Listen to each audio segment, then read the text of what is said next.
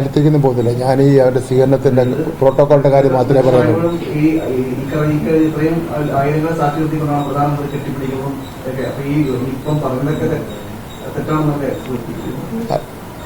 എന്തിനാ നമ്മൾ തെറ്റായ ഒരു കാര്യം പറയണത്? പത്രക്കാരൻ ഞാൻ പ്രോട്ടോകോളിന്റെ കാര്യം പറഞ്ഞത് കെട്ടിപ്പിടുത്തം തമ്മിൽ എന്താ ബന്ധം? ഞാൻ അതല്ല, ഞാൻ എന്റെ സത്യം പറഞ്ഞു. നിങ്ങൾ വിശ്വസിക്കൂ? നിങ്ങൾക്ക് അറിയാം. പിന്നെ അറിഞ്ഞൂടെങ്കിൽ പ്രോട്ടോകോൾ മാനുവൽ അറിഞ്ഞൂടെ സംഭവിച്ചുകൊണ്ടിരിക്കുക. എനിക്ക് അറിയാവുന്ന ആളാണ് ഞാൻ പറയാൻ. അതുകൊണ്ട് ബലം പിടിച്ച് പറയാനുള്ളൂ. രാജേഷിന്റെ വിശദീകരണം അങ്ങനെയാണെങ്കിൽ അങ്ങനെ ആയിക്കോട്ടെ. ഞാൻ നടക്കുന്ന കാര്യം പറഞ്ഞതാണ്. സാധാരണഗതിയിൽ പിന്നെ മോട്ടോർ ഗൈഡിൽ പ്രധാനമന്ത്രിയുടെ പ്രസിഡന്റ് മോട്ടോർ ഗൈഡ് ഉണ്ടാവും. അതിൽ പിന്നെ അവരുടെ വാഹനത്തിൽ കയറ്റിക്കൊണ്ട് പോവുകയാണ് ചെയ്യാറുള്ളത്. ഞാനങ്ങനെ പോയിട്ടുണ്ട്.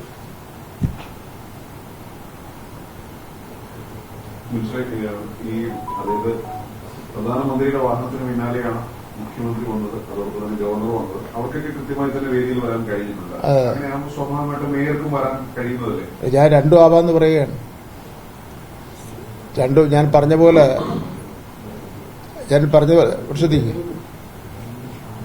പറഞ്ഞതുപോലെ പ്രൈം മിനിസ്റ്ററുടെയോ അല്ലെങ്കിൽ പ്രസിഡന്റിന്റെയോ ഒരു മോട്ടോർ വ്യൂഹം ഉണ്ടാവുമല്ലോ. അതിൽ ഒരു പ്രത്യേക വാഹനത്തിൽ നമുക്കൂടെ അതിന്റെ ഒരു പിന്നെ സ്ഥാനത്തിൽ അതിന് നമ്പരും ഉണ്ടാവും. അങ്ങനെ വരാം.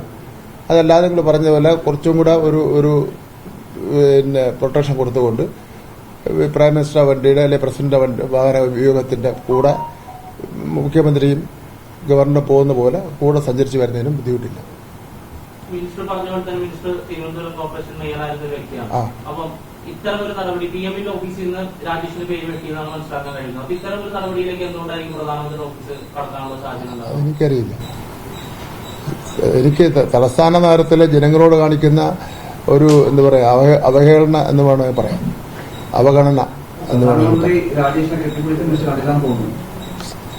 ഞാൻ അയലത്തേക്കൊന്നും പോകുന്നില്ല. ഞാൻ ഈ അവരുടെ സ്വീകരണത്തിന്റെ പ്രോട്ടോകോളിന്റെ കാര്യം മാത്രമേ പറയുള്ളൂ.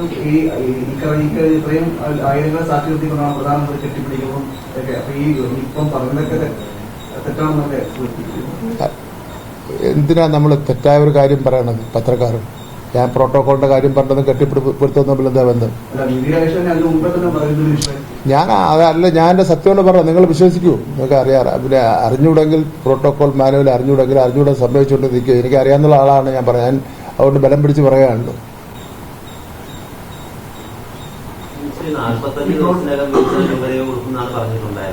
അത് വികസന രൂപരേഖ ഒരു ബ്ലൂ പ്രിന്റ് ഒന്നും വന്നിട്ടില്ല. 45 ദിവസം എന്നുള്ളത് ഒരു മിസ്കാൽക്കുലേഷൻ ആയിരുന്നു. അല്ല, അതറിയില്ല. അവര് പിന്നെ ലോകത്തെ ഏറ്റവും വലിയ നഗരമായി പ്രധാനമന്ത്രി ഒന്ന് പ്രഖ്യാപിക്കുമെന്ന് പ്രഖ്യാപിച്ചിട്ട് പോയി. ഇന്ന് അങ്ങനെ ഒരു പ്രഖ്യാപനം ഉണ്ടായില്ല. പിന്നെ നമ്മുടെ തലസ്ഥാന നഗരത്തിലെ ജനങ്ങളെ കബളിപ്പിക്കലാണ് ചെയ്തിരിക്കുന്നത്. അവരെ പറഞ്ഞു പറ്റിക്കൽ, നമ്മുടെ നാടൻ ഭാഷ പറഞ്ഞു പറ്റിക്കലാണ് ഉണ്ടായിട്ടുള്ളത്. അങ്ങനെ ഒരു കാര്യം ഉണ്ടായിട്ടില്ല.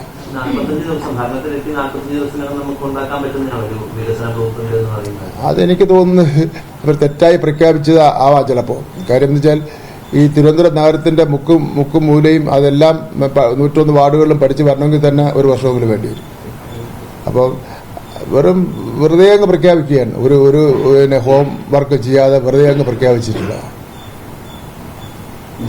എന്ത് രാഷ്ട്രീയമാണെങ്കിലും ഈ മേയറെ പങ്കെടുപ്പിക്കുക എന്നുള്ളതാണ് ഒരു തലസ്ഥാന വാർഷികയിലൂടെ ചെയ്യേണ്ട ഒരു മര്യാദ. ആ മര്യാദ പ്രധാനമന്ത്രിയുടെ ഓഫീസ് കാണിച്ചില്ല എന്നുള്ളതാണ്. അങ്ങനെ തന്നെയാണ്. അതിന് ഒരു സംശയമല്ല. ബലത്തിൽ തന്നെ പറയുക അങ്ങനെ തന്നെയാണ്. ഞാൻ മേയറായിരുന്ന കാലഘട്ടത്തിലെല്ലാം കോൺഗ്രസ് ആയിരുന്നല്ലോ. കോൺഗ്രസ് പ്രധാനമന്ത്രി പ്രസിഡന്റും ഒക്കെ ആയിരുന്നു. ഞാൻ എല്ലാവരുടെ പേരും ഓർമ്മിക്കുന്നില്ല. അന്നൊക്കെ നമുക്ക് കിട്ടിയിട്ടുള്ള അനുഭവമാണ് പറയുന്നത്. ഇപ്പോ വൈസ് പ്രസിഡന്റ് വന്നല്ലോ ശിവഗിരിയിൽ. ഞാനും ആ ഫംഗ്ഷൻ ഉണ്ടായിരുന്നല്ലോ. അല്ല, പ്രസിഡന്റ് ശിവഗിരി വന്നു. ആ ഫംഗ്ഷൻ ഞാനും ഉണ്ടായിരുന്നല്ലോ. ഞങ്ങളൊക്കെ പോയി അങ്ങനെയാണല്ലോ പോയത്.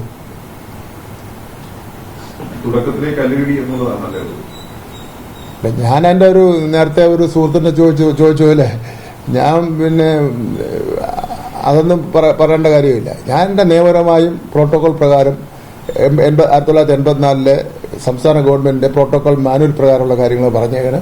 പ്രോട്ടോകോൾ മാനുവൽ ഒരു പുസ്തകം തന്നെ ഉണ്ട്. ആ പുസ്തകത്തിൽ പ്രസിഡന്റ് വരുമ്പോൾ എങ്ങനെയായിരിക്കണം, പ്രധാനമന്ത്രി വരുമ്പോൾ എങ്ങനെയായിരിക്കണം, ആദ്യം അവർ വരുമ്പോൾ എങ്ങനെയായിരിക്കണം പ്രോട്ടോകോൾ, തിരിച്ചയക്കുന്ന എങ്ങനെയായിരിക്കണം, ഇന്ത്യക്ക് പുറത്തുള്ള രാഷ്ട്ര തലവന്മാർ വരുമ്പോൾ എങ്ങനെയായിരിക്കണം ഈ കാര്യങ്ങളെ സംബന്ധിച്ചിടത്തോളം കൃത്യമായി തന്നെ പറയുന്നുണ്ട് പുസ്തകത്തിൽ.